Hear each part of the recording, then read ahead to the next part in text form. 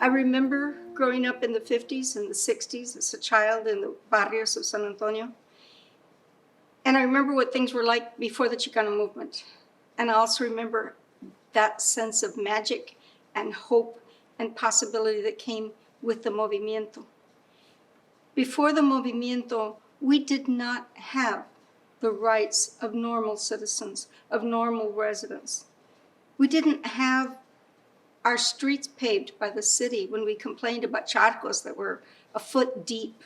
They said, nobody on the west side has nice cars anyway, so what does it matter? We didn't have libraries in our side of town. They don't know how to read on that side of town. They don't even speak English, so what does it matter? Our schools didn't provide the education, a safe and supportive education that other schools provided for kids. Nothing was safe, not our bodies, not our names, not our language. It was against the state law to speak a foreign language in school grounds.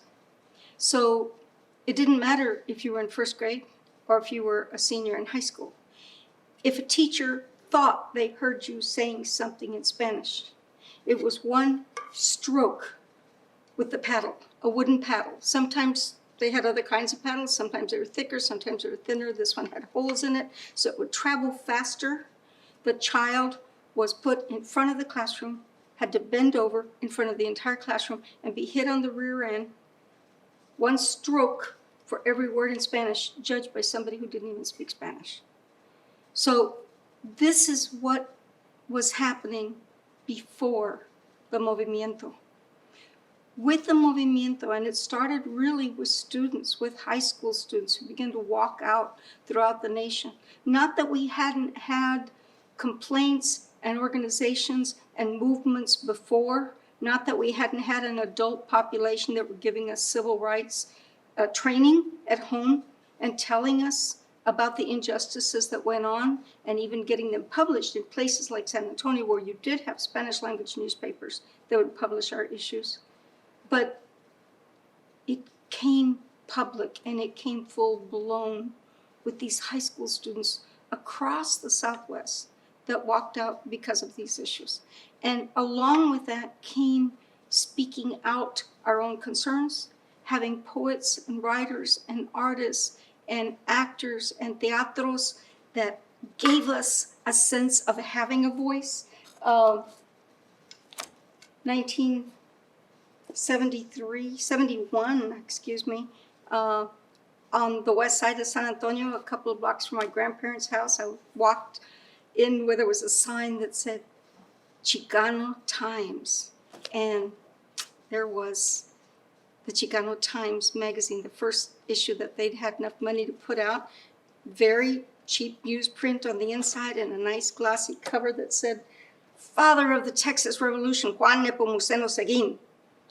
Some of us had never heard of Juan Nepomuceno Seguin because we were not in the textbooks. We were not in the history books. We were invisible.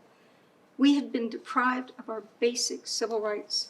And with the movimiento came the effort from so many parts sprouting up like seeds from across what we called Aztlan, the land of our ancestors,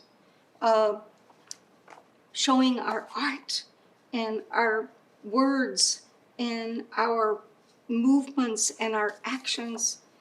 And that was like a blossoming, a bursting forth of all the demand to be treated equally to other residents, to have our streets fixed, to have police protection, be able to send our kids to school without worrying that they're going to be beaten or their name taken away or their language denigrated or them denigrated. This is what the movimiento meant to me, to be able to see finally the fruition of all these years of struggle and complaint and injustice come forth to where people could then tell their stories and say, you know, my grandfather was lynched down in the valley because blah, blah, blah, blah, blah. Do you know that my father fought for this? My mother fought for this, and this is how they were treated.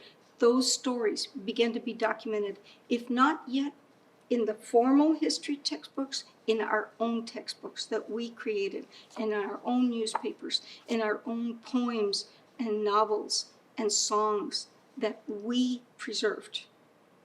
And that was the blossoming, for me, of the movimiento, the reclaiming of our voice and our rights.